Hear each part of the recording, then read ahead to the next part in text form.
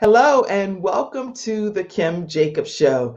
Hope you guys are having a fantastic day. I have with me Mr. Jorge. How are you? Hey, good. How are you, Kim? Thank you for having Good, me. good. I'm so glad to have you on today.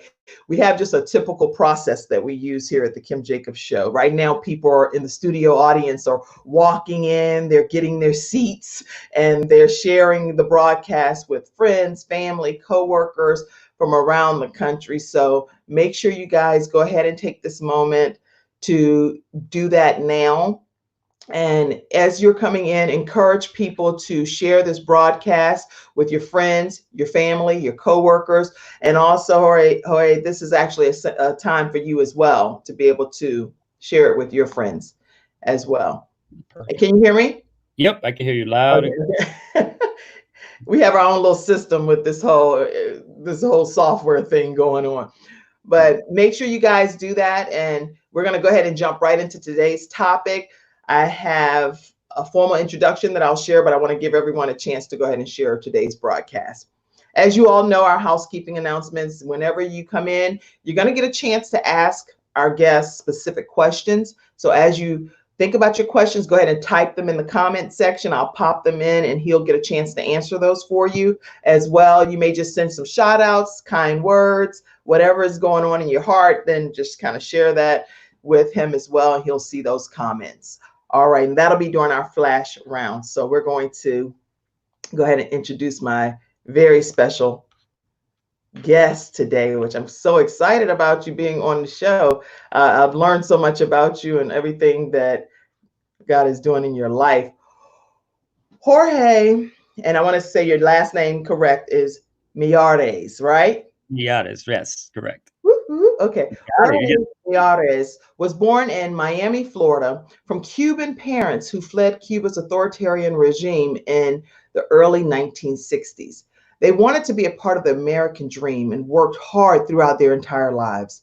Despite a lower middle class upbringing, Jorge did not let that get in the way of his success. He is a first generation American and was always taught by his parents that you can accomplish anything that you dream possible in this country. At the age of 22, Jorge opened up his first business in Jacksonville, Florida, and experienced great success. He has spent the majority of his adult life as an entrepreneur and has always been a steward for the community and of the community. He has truly lived the American dream thanks to his parents' sacrifice to come to this country before he was born. In 2010, he moved to Charlotte, North Carolina for business. He immediately fell in love with the culture of the Carolinas and has been a resident ever since. We're so glad to have you. During this time in North Carolina, he witnessed great change and growth in Charlotte, but as well, he also noticed growth presents new issues for any community. So the current state of affairs in Charlotte has created some concern for some in the community and civil unrest of the 2016 incident in Uptown. And that was a pivotal moment in Jorge's life.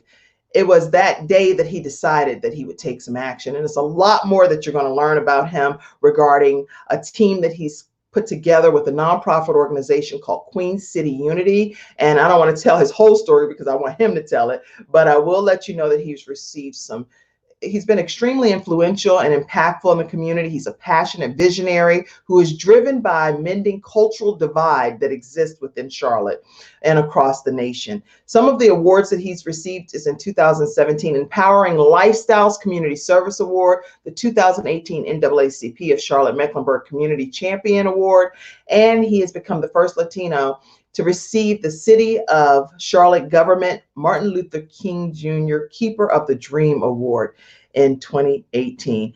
We have no doubt that under his leadership, we can continue to make Charlotte an equitable and equal city for all. So welcome, Jorge. It's a pleasure to have you here today. Welcome, welcome. Yeah, thank you so much, Kim. I really appreciate you taking the time to have me on. It's an absolute pleasure. And it turns out, we have some mutual friends in the community doing good work. So that's good to hear. Absolutely. Thank you. Thank you for being on today. So I know all of my guests are going to be typing lots of comments. I want to get right into our topic. One thing that I admired watching and reviewing your website is that you've started a nonprofit organization that is looking to bring unity amongst everyone in the community. Tell us a little bit about your organization. Yeah, so right after the officer-involved shooting of Keith Lamont Scott, good friend of mine, Jamal Harvey, that I've known for a long time, him and I had a conversation, and Jamal's, Jamal's had, in his family, there have been, and I don't want to get too much into details to divulge his personal information, but they have been affected by police brutality, specifically a death in the family. And, Jamal, I reached out, we spoke, wanted to, make sure he was good, and we're all good. But after that, we decided to get together, 7 of us, and bring together Queen City Unity. And our mission to be to, drive equity and equality for all in Charlotte. And since then, at the time, I was in the private sector. I've since left the private sector and have been devoted to the community 100%. Took a major pay cut, but hey, my heart is full, and I absolutely wouldn't take it back for anything in the world. Wow, I'm thoroughly impressed, and as I've gone to your website, I saw the diversity on your team, and I think that just speaks volumes for what you're accomplishing. There are 4 pillars of programming that you all do, and I want to make sure people get a chance to hear more about each of those pillars, and I'll kind of put them up as we go forward as well. So I saw the first one is the festivals and events. Yep. So I'll tell you, yeah, for us, I mean, it just makes perfect sense. The best way to bring people together is bring them together, right? So we do have small.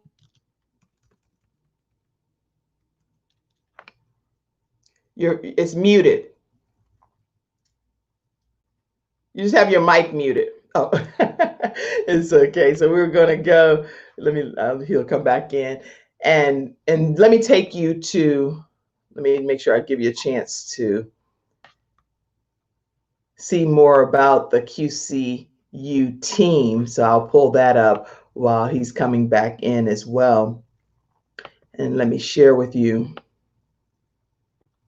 Give me 1 second and I will share with you about the QCU team. So you'll get a chance to learn a little bit about some of the team members there. You have Jorge Miares, who's the founder and executive director. You have Jamal Harvey, who's the chairman of the board. Nice diverse team of individuals. Tim Nicodemus, vice chairman of the board. Jensen Nicole, which is the co-founder and board member. Aaron Barbie, which is board member. Olivia Scott is a board member. Dr. Damon Silas is a board member as well. Shaina Hill is a board member. Nice diverse group of individuals. Corey Siegel is Unity Ambassador. Kelly Hunt, Unity Ambassador. And so you have quite a few, maybe some more on here, but it's a wide variety of individuals that are on their team. And so let's go ahead and hear more about the pillars from the founder himself, which is Jorge. So Jorge, let's talk more about these pillars. Yeah. So the first one is we do have community events. I think that, like I was saying earlier, the easiest way to bring people together is to truly just bring them together, right? Right. So we have a lot of different events, smaller ones throughout the year, but our large signature event is the Charlotte Unite Festival, which has gone on. This would be the 4th year. Actually, I had a dream last night that it actually did happen and that we were past COVID. So I'm hoping that's the case because it truly is. It's a multicultural celebration of our diversity in Charlotte. And we have guest speakers, we have performances all the way from country music to hip hop to Latino salsa to Indian music. I mean, it's just an amazing celebration, food from all over the world. We do it at Noda Brewing Company. So of course there are some beverages if the adults want to partake. But it's a family friendly event. And for us, that's been, a great day in Charlotte every single time we do it. I love it. I love that. Yeah. The other pillar and serve the community. So we, and to us, there's so many people affected by inequities. And we always talk about systemic change. And that is so important. Mm-hmm. But at the same time, we recognize there's people suffering. That's so right. what we've done is we've taken care of the people and tried to do the best we can to take care of the people affected by these inequities, specifically here in Charlotte, which is one of the most segregated and inequitable cities in the country. So we do a lot of care bag distributions for our homeless neighbors. We've partnered with Channel 9 for their annual school tools drive, where we have a donation pickup program where for people that want to donate, rather than go drop it off at a location. Good.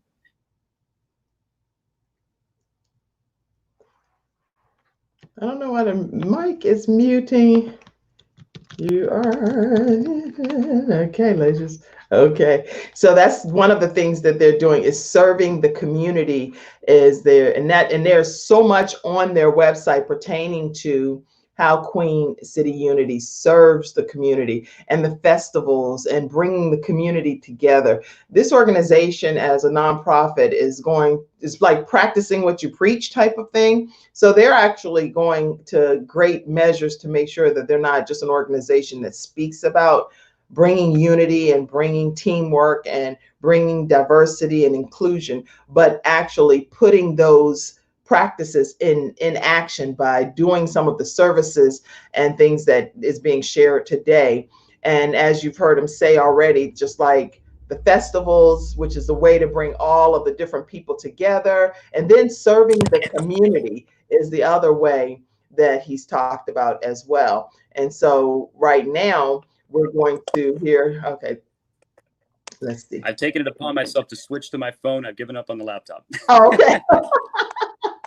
Well, the good thing is you have a great personality and you're smiling through it all. And I'm sure it'll work even better maybe on the phone, who knows. But right now we've talked about festivals.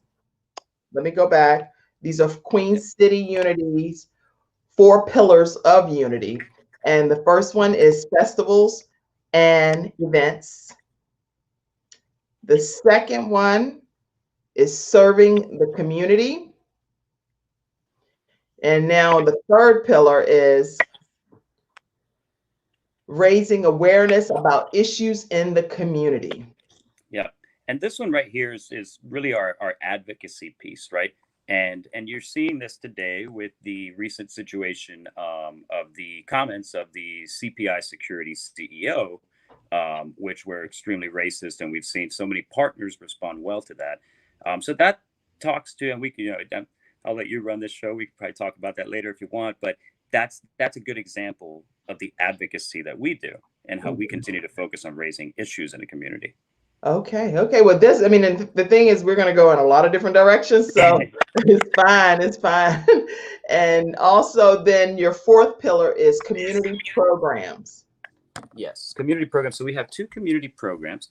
One of them is Charlotte Forward, which focuses on assisting families through the process of upward mobility.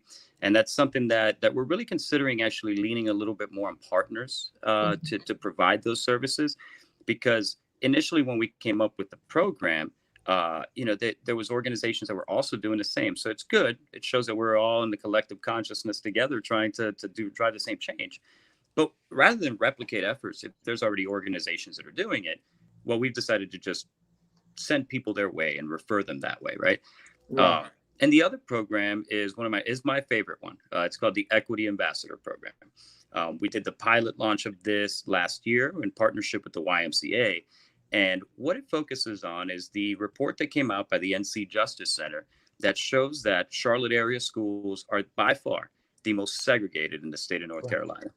So we focus on bringing the youth together of different backgrounds, races, and cultures to learn about each other and understand, what does equity mean? What does that truly look like? And, people talk about diversity, and you can have diversity, but if you don't have it with, a sense of social justice and equity, where Black and brown families have the same tools to succeed, then you don't have equity. And we teach them that. And then it also empowers them to do some community service and go out and participate in our events. And the first, group that we did was unbelievable.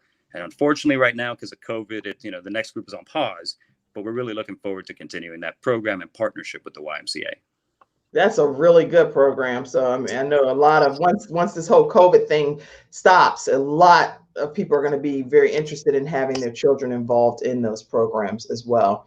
So what I'm going to do is go to show about my sponsors so that you'll get a chance to get your phone thing, because I know you're right. It's nothing worse than having to hold the phone. I got a tripod. I'm actually gonna go grab it right now. Okay, so I'm going to take you off the screen out of courtesy and let you go do that while I talk about today's sponsor. See, I'm a good You got host. it. Okay, guys. So today's episode of the Kim Jacobs Show is sponsored by Coach Alina Green. Let me talk about how this works with our sponsors.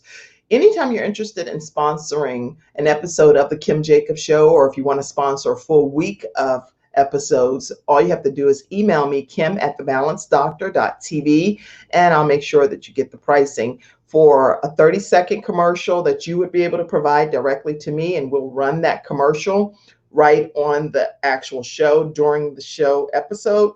Or if you want the commercial to run every day throughout that week, we'll give you the pricing for that as well. And you would be able to run the episodes for the entire week. So you just simply email kim@thebalancedoctor.tv, and we'll make sure that that happens for you. Let me share with you the commercial from today's sponsor, which is Coach Alina Green. Now, listen carefully. She's actually offering you a program that she's kicking off. And when I say this woman has transformed, she's transformed in a tremendous way. She's lost over 90 pounds and kept it off with no surgery. So based on her transformation, she's doing some significant training to teach people how to get that body fat off and keep it off, not just get it off, but keep it off. And so the program that she's offering, I encourage you to take a look at it and also learn from what she's going to be sharing. So let me go ahead and share that with you. And I'm going to share it in a full screen way while Jorge is getting ready over there. Okay, so let me go over here and let you see. Hey, subscribe to the Kim Jacobs Show too if you haven't. So make sure you go and subscribe and turn on your notifications and everything so that you know exactly when the show is coming on. The information that I'll be sharing is real, is relevant, is relational, it's all about different aspects of how people are balancing things in life, ranging from the cradle to the grave, beyond life, everything. Whatever is happening in your life and things that's happening in our community and things that I know you need to know about, we're going to be talking about them. So let's go ahead and take a listen to Alina. Hi, Coach Elena Green here with Elena Green Fitness, where I help women reconnect with themselves through active living, mind, and body transformation. I want to personally invite you to our virtual Fit Body Expo 8-week program starting on July the 6th. Guys, if you have a goal to whip your body into shape, this program is for you. For more details, email elenagreenfitness@gmail.com or just simply look me up on Instagram and Facebook. I hope to see you there. Whoop, there you have it. Alina Green Fitness. Make sure you look her up and make sure her program starts July 6th. So you definitely want to make sure you go back to my website and watch that video clip of her in her commercial. All right, so I am going to bring my guest back on. All right. There we go. Let's get that fixed. Perfect. All right. All right. Now your hand don't have to be up like. Yeah. Let's get some arm workouts there. It's already, you're doing a lot of work in the community. The last thing we need is you to have to get extra muscle just from having to hold the phone during the interview. No, but you know what? I want to also let people know too. You talk about coming from your family coming from Cuba and you being first generation. What does that mean to you, and how does that impact your life and the difference that you're trying to make in other people's lives? You know, it really, I think, has helped make me the person that I am today. You know, my mother, when she got here, I mean, they moved initially to Brooklyn, and you know, in Brooklyn at the time, I mean, it was predominantly, you know, African American, Latin Americans. And for me, when I was born, you know, my mother really was just a mom trying to do the best she could. You know, my father, you know, wasn't around after the age of 2. and she was a single mom just trying to make ends meet. We lived in, in Little Havana, which is, a very low income neighborhood. It's gentrified now and it's changed, but at the time was a very low income neighborhood. And the interesting part is Little Havana was surrounded by other neighborhoods as well. And in those neighborhoods, I mean, we would just go to the park. We went to Shenandoah Park, and I remember going there, and at the park, you meet so many different people. I was constantly, since being born, I was around, other cultures, Haitians, Jamaicans, African Americans that are generationally from here in the United States, other Latinos, of course. So I think it really, that's why I find comfort in diversity and multiculturalism, because it's the environment I grew up in. And, for her, again, I grew up pretty low income. It wasn't until about like the age of like 12, where things started getting a little better. She met my stepfather, and then we, they got their first house, which was really far away from like the center of the city, because it was the cheapest property that she can get. But she, my mom is everything to me, and I love her to death, and I wouldn't be who I am without her, and her story too. Shout out to Jorge's mom. Mom, Yeah, she's going to see this at some point. Yeah, I wouldn't doubt she's watching. I told her she always texts me when she sees I'm going to be somewhere. She's like, "Hey, how do I watch that?" Oh, that's because she supports you and believes in you. So I want to make sure I just shout out to Jorge's mom. Yeah, I love that. Thank you. I love you, Mom. Oh, I was talking over you, so say it one more time so she hears you. Oh, I love you, Mom. Te quiero, mami. I mean, it's nothing better than a man that gives homage and salutes his mother and says, everything that I am, as Abraham Lincoln said, everything that I am, everything that I hope to be, I owe to my mother. And that's how I feel about my mom too. My mom is always watching my show and supports everything that I do. And I think that does speak volumes, Jorge, because when you've grown up in impoverished means, and I grew up in a very poor neighborhood where I went to take my father-in-law one year back through my neighborhood, and he was like, "We're not leaving this Mercedes in this parking lot." I'm like, "What? This is where I grew up." He didn't want to park the car to go walk around. He was like, "Right." But it was bad. It was bad. But when you grow up in really impoverished area, it's a couple of things I think happen from that. And you tell me if it resonates with you too. Yeah. On my end, the people that I grew up with, we're like bonded for life. Yep.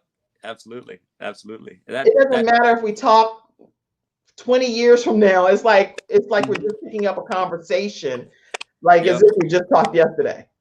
Absolutely. I can absolutely relate to that. I mean, and even going through, the recent turn of events here and what's transpiring, with Ken Gill's CPI Securities racist comments, this has made news across, not just here in Charlotte, but larger than that in the region. And I've gotten a lot of calls from some of those, some of my brothers and sisters that have been like, "Hey man, like how you been?" And but you always have that bond. And even when I visit Miami, it's sometimes we'll see each other, whether it's for 10 minutes or whether it's for a whole like afternoon or evening. It really is, just those everlasting bonds, right? You go through something. I was actually texting one of them for like 2 hours. It was late. It was like 3 a.m, so I don't think we wanted to pick up the phone. But we were just reminiscing, quite frankly, and it was a good conversation. We were reminiscing on how the police abused us in those low-income neighborhoods, right? And thinking of like how we were just kids. We were just 13, 14, 15 years old, and we're being roughed up by the police, and we're being just abused by the police. We thought it was normal, and because it happened to all our friends. And now going back, him and I looking back, it's like, wow. But you're right. I mean, those everlasting bonds, they never go away.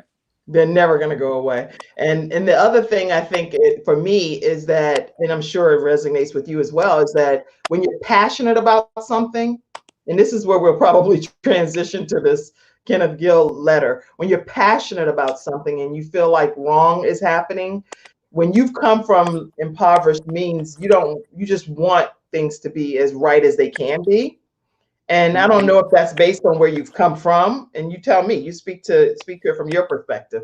And then I definitely want to talk about, I'm going to read the email, and then we're going to go and deep dive into that topic as well. But I want to hear, is that what makes you so singed, or what makes you so like, that's it, I can't, infuriated, I can't take it, I got to do something about it, I have to be the voice of change? What makes that happen for you? That's a good question. I think it truly is, growing up in an environment where, we didn't have everything and, but we loved, we appreciated what we had.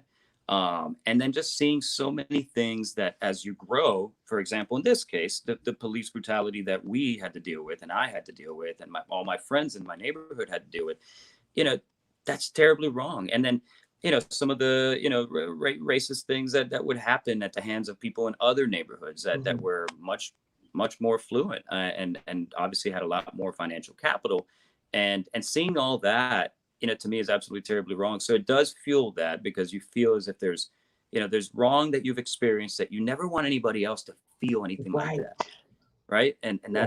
that is a driving force. That's a really good question, because I don't think I've ever put thought to it. So I appreciate you asking that, Kim. Oh, wow. Well, because I know it's just certain things that kind of resonate in my spirit, and it's like I wonder, is everyone else as impassionate as passionate about this as I am, or is bothered by it? And not everyone I see and I observe, not everyone sharing the same sentiments that I have. But you recently took a stand, and we know that you could set it up for us. What happened? Because I'd rather hear from your words versus me painting the picture. What Sure. happened that brought us to this point where you took the stand against Kenneth Gill with CPI? Well, so following the, obviously we've had many protests, going on, multiple, I mean, almost 2 weeks now, and very well so. I think they need to happen. But on Tuesday of last week, the CMPD attacked the peaceful protesters. These were peaceful protesters. I've seen video from just about every single angle. They're peacefully protesting, and on 4th Street, they launched chemical agents from one side. Well, when the protesters tried to go the other way, they launched chemical agents from the other side. So it left these protesters just trapped on 4th Street. They had like no way out but to break through a parking garage. And when I saw those videos, it brought me to tears, because I can't imagine, just gosh, I was in Florida when it happened, because we had a family member that was ill, and we were taking care of them. But for us, when I saw that, I was like, this is absolutely unacceptable. So as we came back to Charlotte, I sent a letter to Mayor Vilyles, the city council, Mhm. and to Marcus Jones, our city manager, who's the police chief, reports to him, and said, hey, and with the letter in a nutshell, and I can, the letter is on the website if you want to share it for anybody Well, that. actually, let me stop for a second and share the letter so people will know, those that may not Yeah. be aware of what's being discussed here.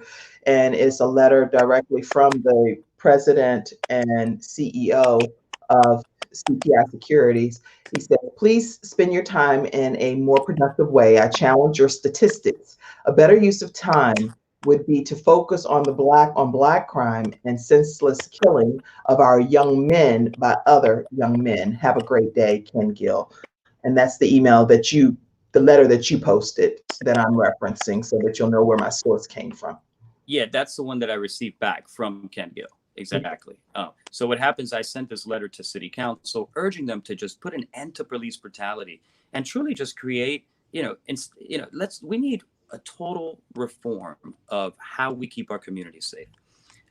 The police departments, as they stand today, in my opinion, are sure they're reducing crime, I'm sure, but they're also killing Black and brown people everywhere in this country. And now with camera phones, we're starting to see it everywhere, right? Right. Um, so it's for me, when I send this letter, calling and urging city leaders and our elected officials to really put an end to police brutality here, because we've seen this here with Thanquarius Franklin, we've seen it with Keith Lamont Scott, and the list goes on and on.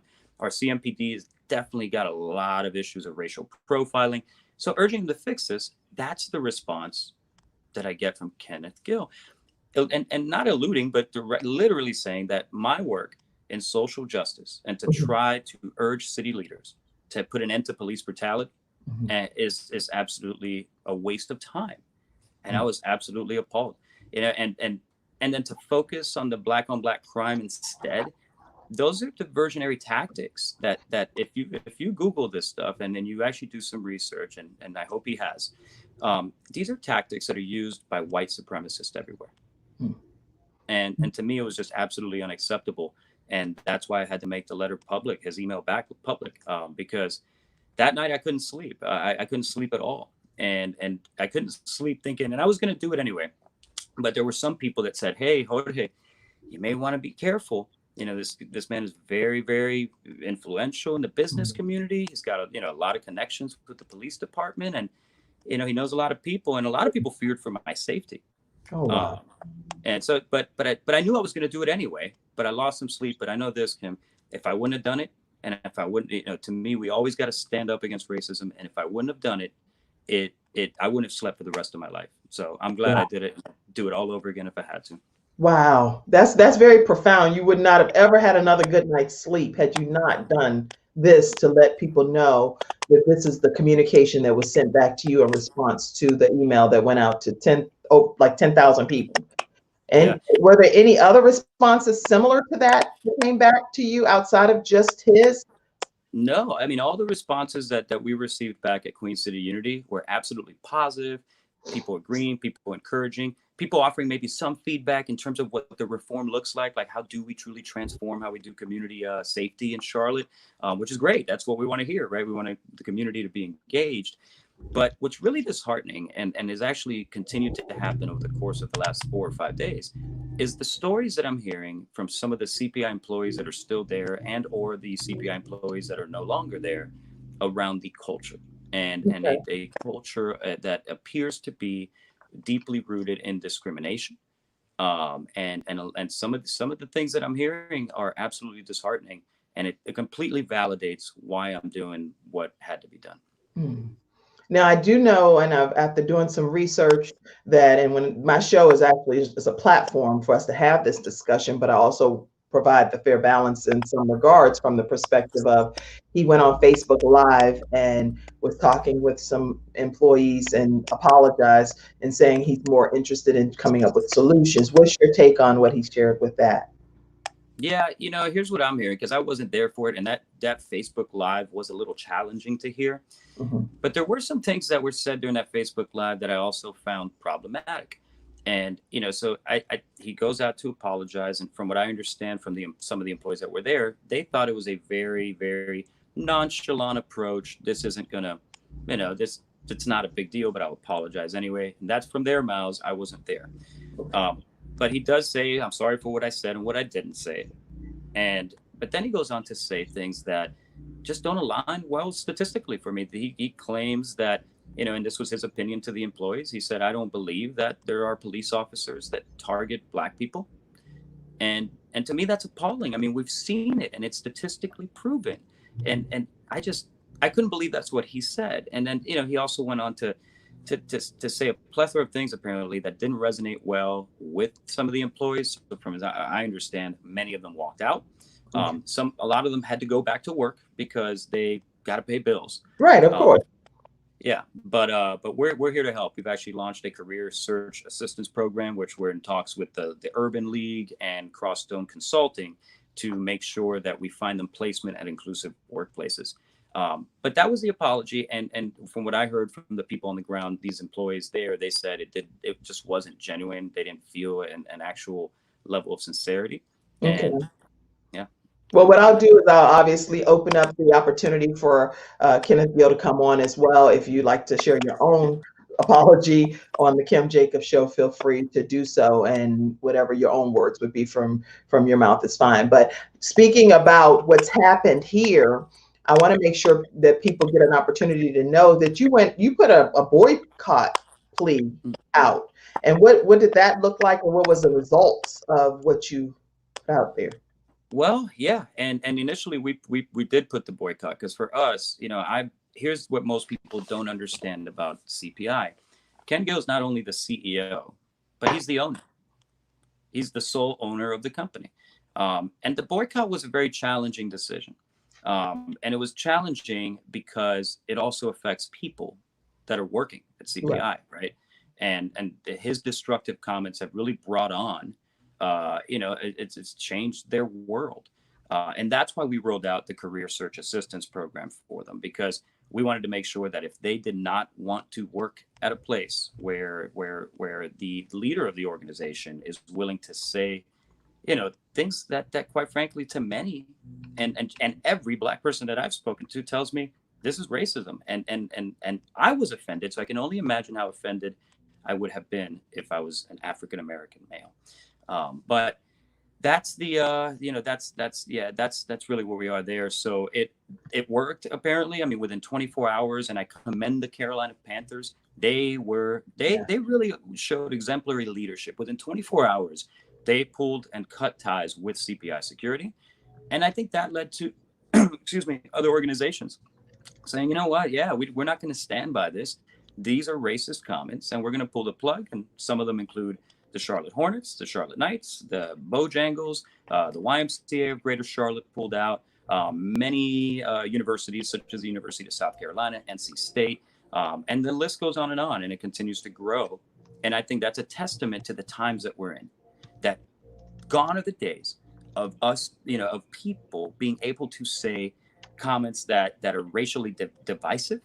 And we're at a transformational time in the history of our country. And I really think that if we take advantage of this situation, not just this one, but if we take advantage of where we are right now, we can create transformation, and the death of George Floyd will not be in vain. And at that point, we've really gained the process that communities of color have been fighting for since the beginning of the inception of this country. I'm typing everything you're saying. You said Bojangles, Charlotte Hornets. Who else? The Charlotte Knights, the Carolina Panthers, of course, the University of South Carolina, NC State. Those are the ones that come to mind. I know there's also some developers. So CPI does a lot of work with developers, and the developers I'm hearing are starting to pull out, but I don't know which ones, because they don't have much of a social media presence. But it continues to go, and I think what's encouraging too is seeing so many people that are calling to cancel service, because they let us know. They say, hey, we are breaking ties with CPI, and to us, it's encouraging to see people respond that no way, no how, we're not going to stand for that level of bigotry here in our city, anywhere, but especially in Charlotte. And I've always been a Panthers fan, and they led the way, but I'm a bigger Panthers fan today than I ever was, because they are truly. You're going to all the games now, right? They may give you a front row seat. I will, yeah, I'll take it. Hey, you remember that you came on this show too. Don't forget what the outlets were. Yeah, we'll hang out. We'll go watch the game. But yeah, I think, David Tepper and the organization have done a remarkable job turning it around, because that culture of that team, from what I understand it before under Jerry Richardson, was very different. There was a lot of sexism and racism that happened. So it's good to see him do that, and very excited to have him in our city. Well, I'm glad to even see that you're still able to smile in the midst of knowing that you're leading a charge of this magnitude, and knowing what some of the ramifications can be when you take a lead like this, and still you did it, and now you're still having some level of joy and smile on your face. Let's go to the flash round, which is where my audience gets an opportunity to just, somebody said, hey, is this still happening? Like, this still happens? So right. Answer. Yeah, unfortunately so. And that's why, to me, I don't understand it on many different levels. And I don't understand it, number one, how somebody can truly believe that to focus on, just putting an end to police brutality and the murder of Black and brown people at the hands of police is a waste of time. And then hearing the stories that I've heard from employees and previous employees that have been there for a very long time. Unfortunately, it still happens. And we got to just stick together to make sure that we stand united against it. And I actually saw a clip of recently, I think it was Samuel L. Jackson was talking about the fact that, yes, all lives matter, because all lives do matter. But he said, in this case, we're not saying that Black lives are more important than other lives, but Black lives matter too. And I was like, that's the bottom line. All Black lives matter. And that's every time when you're talking about Black lives, it's like, what I observe is that, sometimes people say, well, all lives are equally important. That's the point. All lives are equally important. So the Black life, Latino life, everyone else's life should be equal to any other life. Right. And I agree. And that's what I explain to anybody that's like, but all lives matter. I'm like, of course. But you know what the issue is? That the way that our country was designed, Black lives currently don't matter enough as white lives. And that's the problem. And that's exactly why we're seeing exactly what we're seeing out there. People saying Black Lives Matter. So it's not to say that white folks can take offense to this, but they need to truly understand the systemic injustices that the system has created for people of color. African American, Latin Americans, all of the above. And this, like I also say to the Latin American community, I say, look, we do have our challenges. I mean, we deal with racism. I've received hate mail in the process of this, right? From, telling me to go back to Cuba, even though I was born here. That's fine. It's like, hello, I'm American, everyone. Right. But, to me, that it still exists, and we got to put an end to it. And that's what it is that currently, unfortunately, Black lives don't matter enough, as we're seeing, and as they need to be. So we got to even that out. Even it out. That I love it. Oh my God. You just said some profound things. Even it out. Make it matter just like it matters in every other national. Okay, so anyway. Orlando Coleman said they denied my unemployment over 2 pay stubs. Oh, he's like, look, somebody get some reform for me. He's like, yeah, man. Hey, Orlando, man, I'm not sure when that happened, but I don't doubt it, because I've heard people on the ground that I heard from somebody that worked there, that they would absolutely battle, the unemployment claims to the death. And yeah, it's unfortunate. I would recommend maybe talking to a civil rights employee attorney. I think they can help. And I know of one if you want to reach out. Let's see it. Still with us, Kim?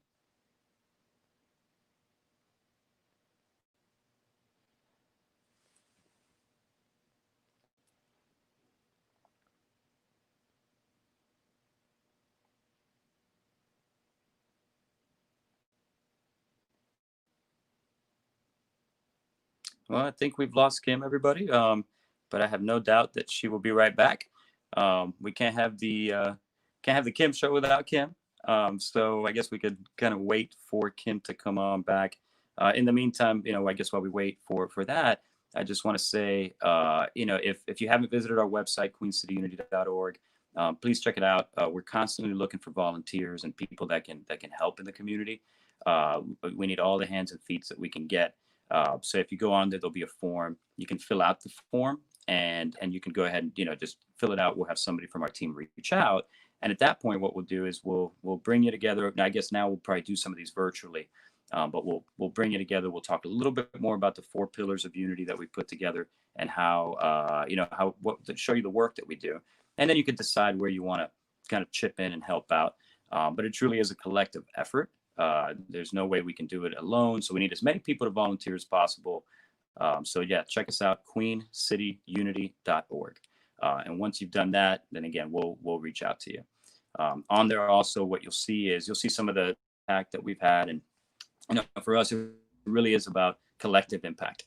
There she goes. The star of the show. Hey, we're using some good teamwork today. The thing is, Yeah. I said, you know what? This is how the enemy works. And sometimes one of my friends came with me to church one time, and she doesn't go to the same kind of church I go to or whatever. So she was like, who's the enemy? Where's the enemy? I said, girl, just know this is the enemy. And I had to break it down for her. He's out there. The enemy's out. So we're going to get through this show no matter what, because it's some information that Mr. Jorge is trying to make sure he gets shared with you guys. Did you address Orlando Coleman's? So I did. So Orlando, send me an email at Jorge, that's JORGE, at queencityunity.org. And I'll link you up with one of the civil rights employee attorneys that we have that's volunteering with us and helping us out. And I'm no attorney, but it sounds like you might be onto something. And if, hey man, if they owe you money, pay up. Well, Orlando is one of my nephews in Pennsylvania. So hopefully you can reach beyond the Queen City.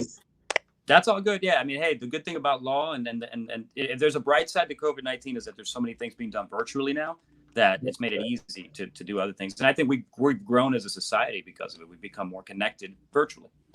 That's right. Okay, let's see here. Charlotte Doorbellinstaller.com is Black woman-owned security company in Charlotte. Love that. Charlotte Doorbellinstaller.com is a Black-owned security company in Charlotte. That's good to know. Love that. Yeah. And Sean Hall, send me, if you don't mind, send me the information via email too. It's JORGE at queencityunity.org. I'd love to to get it, I mean, heck, hey, I'm looking for a new security system too. So Yeah, that's great information, Sean. Thank you. The pen is mightier. Glad you spoke up. Thank you, Sean. The arrogance of it all is why he did it. I want to take a moment to address that because I believe that. I think you're spot on, Sean. We've all heard of the good old boys club of Charlotte, and Mr. Ken Gill is one of those individuals. And when you the Charlotte of the 80s and the Charlotte of 1990s is not the Charlotte of today. It simply isn't. It's evolving. We're growing. We become more diverse, and that scares people because people cling on to their power, and they cling on to their power so they can cling on to their money. And then when you have power and you have money, you now believe you are untouchable. And guess what? The community didn't respond that way. Ken Gill was not untouchable. And I think he's learned a valuable lesson. And my hope is that, yes, I agree, he was arrogant and irresponsible because so many people depend to eat off the money that they make at CPI Security. And now he's put that in danger with his reckless and irresponsible comments. But I also believe that, I believe people can change. And my hope is that he learns from this and that he takes this as a growing experience and that he understands, hey, you know what? I need to be a better man. I need to be a better person. I need to understand the inequities in our society and not buy into some of the political, politics that he does, and just really think about people first. And once he understands that, then I think, you know what, the world should be and can be a better place for him and everyone else. So, but I agree, it definitely was arrogance, Sean. Wow. Okay. Silver Shield Security is another good option. She's given options for security.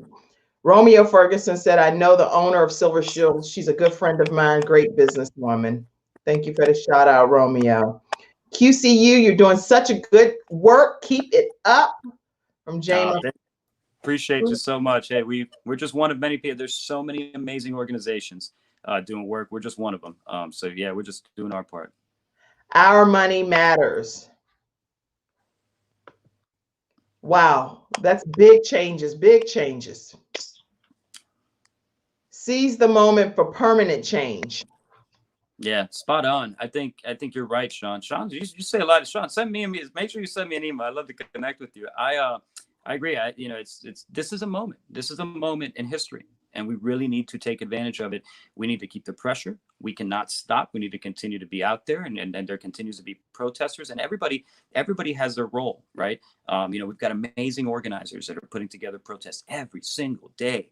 Then you've got, people bringing things like this to light, with the CPI security system and really making sure that we tackle it from a financial standpoint too, because there's so much oppression that is tied into financial, so racial oppression, it's actually the brother and sister of economic oppression.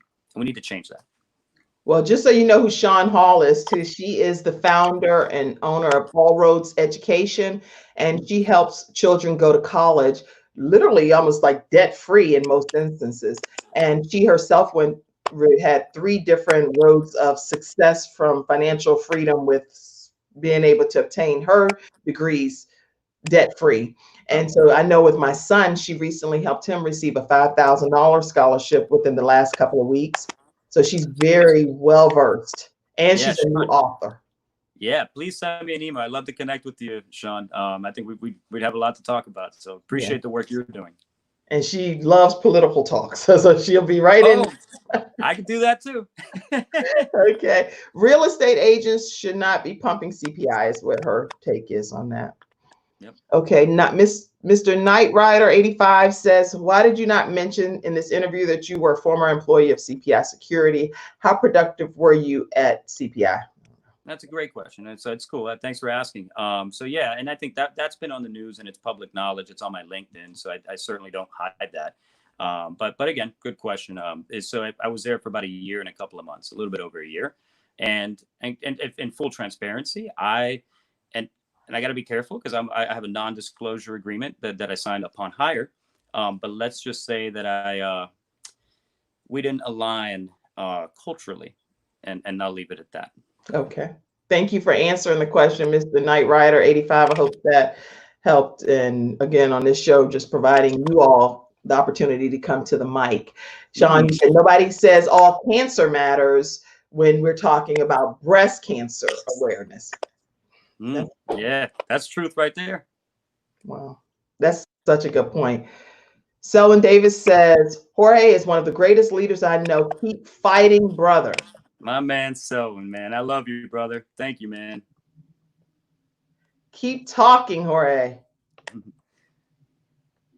Hey, thank you, Sean. I said I'm going to keep fighting this battle to my last breath. So I'm just, I just appreciate all the support. Thank you so much. What can people do to get involved? People want to know, how can they get involved with Queen City Unity? Yeah, so it's interesting you were saying that, because when you went off, that I filled in with that, and I was kind of like, something, a shameless plug, but I'm like, well, it just became the Jorge Millar show here for a few minutes. That's good. That's good. I told you behind stage, if anything happens, just go. Yeah. So I just started talking about directing folks. So I think, queencityunity.org. Go on there. There's a form. Fill it out. We are overwhelmed right now with people that are wanting to volunteer. So please give us like a week to get back to you. Because of the recent events, we've gotten a lot of volunteers, which is great. So very excited. And after that, what we do is we bring people in. Usually we used to have these events publicly, but I guess we'll have to do them virtually for now. But educate them on those 4 pillars of unity, and find out, where they want to place their efforts. And after that, they're mobilized out in the community and a Queen City Unity ambassador. So, yep. Excellent. Okay. Someone said, Danny Ambra says, so you say, had you not reported this, to not be able to sleep for the rest of your life. How do you sleep now that there's about 800 plus employees worried about what might happen? Very fair question, Danny. Very fair. Not a lot, Danny. Not a lot, man. And I think I've said this to you in some of the Facebook comments when you've been on my posts.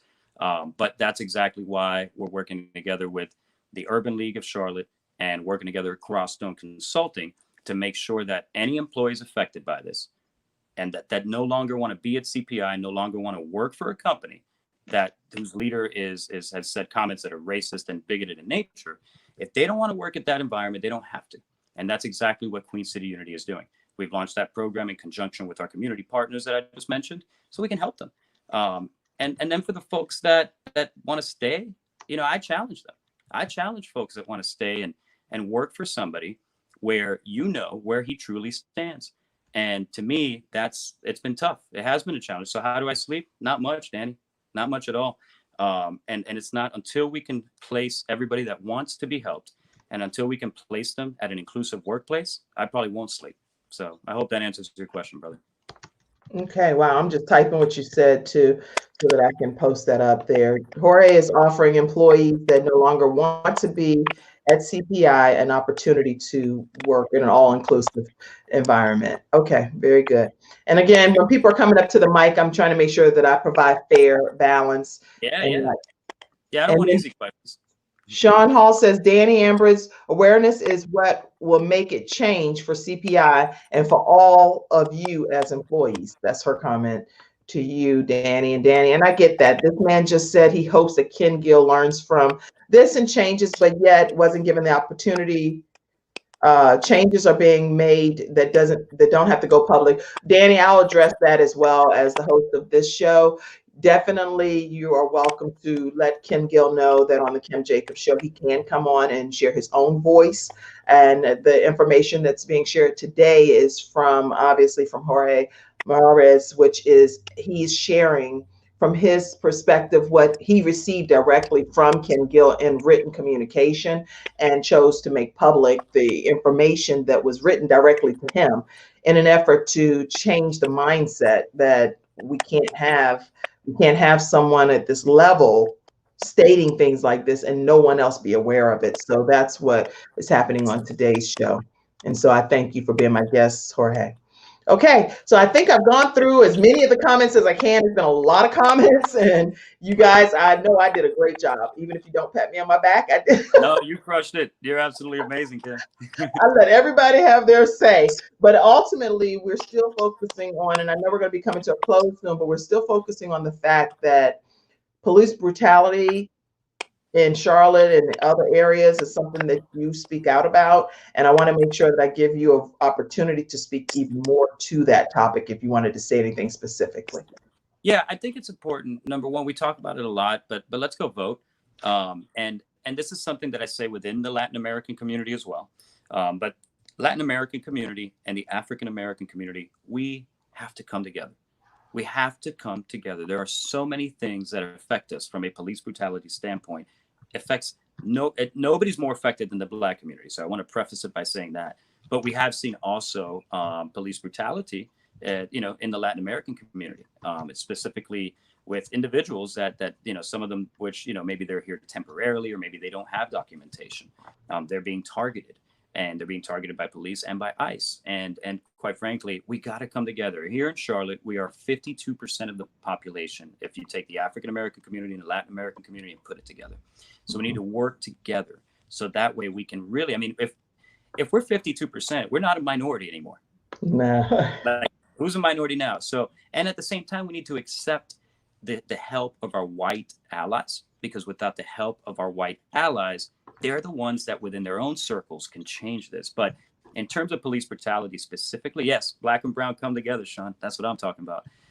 But for us to be able to actually drive the change we want, we got to vote. But then also in terms of police reform and changing the way that we approach community safety in Charlotte, write letters to, you don't have to be the leader of a nonprofit or some community activist like myself to write. As a matter of fact, it comes off almost better and unexpected when it comes from people that are not community activists. So write letters. You could go to the City of Charlotte website. Their email addresses are there. Write letters to the mayor. Write letters to each city council member demanding that we transform the way that we approach community safety and finally put an end to targeting Black and brown communities from a police standpoint. And that's what I'll say there. I think in Minnesota, they're making some really big progress right now. They've taken steps to really just transform and kind of disband the current police department as it stands to create something better. That's innovative and that's transformational. And I hope to continue to see that not just in Minnesota, but here in Charlotte and across the nation. But write letters, go find them, go talk to them, give them calls, make them work, make them earn their money. And even though it's not a lot of money, but they're public servants, they report to you. Your taxes pay them. So hit them up. Well, that's interesting that you said that too, because Sheriff Gary L. McFadden, I interviewed him and he was talking about the fact that he could implement change immediately without permission from different sources. And I found that to be interesting. I didn't realize that was even something he could do at his level, but he was talking about how the power that different not departments, he said they're not departments, but how the different sheriffs could actually implement change and they can do it immediately. Do you know any thoughts on what he's talking about? Because I really found that to be quite intriguing. Gary's an amazing man. I've had the honor of meeting him on many, many occasions. And Gary, he has really transformed and he's working really hard to transform, how it works, and what happens in these these facilities. And one of them that I loved was, they're doing did I lose myself? Yeah. Okay. Come back in though, no matter what, because we're going to bring closure to this formally. So yes, I definitely recommend that Chief Putney comes on to the Kim Jacobs show, and he's welcome to as well. And tell us, Chief, what's being done to transform the CMPD police force, which is what people are asking. This is a question directly from Sean Hall. No matter what challenges have happened in today's episode, I think that the overall point has been come across clearly in spite of all of the things that's trying to prevent the show from coming forward. But we are an opportunity and a platform for you all to be able to come on and to hear from community leaders like Jorge Mayares. And I wanted to make sure that I do pronounce his name properly, because that's his name versus it just being I say it however I want to say it. So I was really glad to even get the proper pronunciation of his name. And then he's coming back on. I can see him backstage. Then I'll go ahead and get this last answer. I think sometimes the statistics can be misleading. If you look at the states that have a higher proportion of Hispanic population, you find that the police brutality exists among them as well. And yes, Katrina, Jorge was talking about that, and he said that that's why the Latino and the African American community need to come together and join forces, because it's like together in the area that he was referencing, it's like 52%, which now makes you more majority versus minority, according to the statistics he was sharing. So I know that a lot of comments have come in. I encourage you guys, as he's coming back in to close out the show, and once he pops back in, I'll make sure I bring him back on.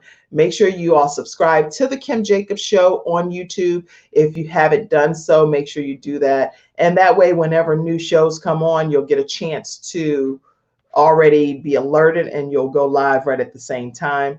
And here's how you subscribe to the Kim Jacobs Show. You go to youtube.com, and there's the link. I'll also just put the link right in the body of the, okay, so I can see Jorge right back there, and we're going to get ready to close out today's episode. I will give him a chance to see your comment, Katrina, but make sure you all subscribe. Let me bring him back in. Okay, Jorge. You've been a wonderful guest. I don't know why we didn't get a chance to have just smooth sailing here, but guess what? It's all good. The point was still made, right? Yeah, it's all good. The enemy can't hold us down today, so it's all good. Okay, there was just like two more comments. And their challenge in reporting brutality may not be prevalent because of the fear of deportation. Okay, Sean made a good point there.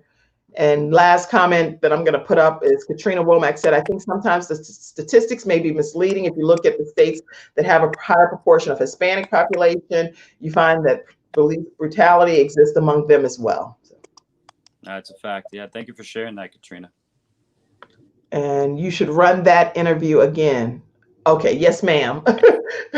Sean's like, run this interview again. I will, Sean Hall. Thank you for managing me. Sean's my best friend, so just so you know.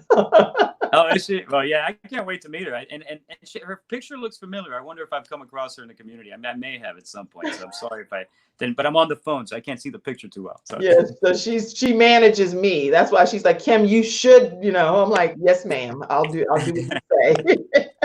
All right. Well, anyway, I want to make sure too, Jorge, is there any closing comment? Because this has been a great interview. I think people have got an opportunity to learn. Let me make sure I put your website up again, how people can get in touch with you. Jorge Millares, right?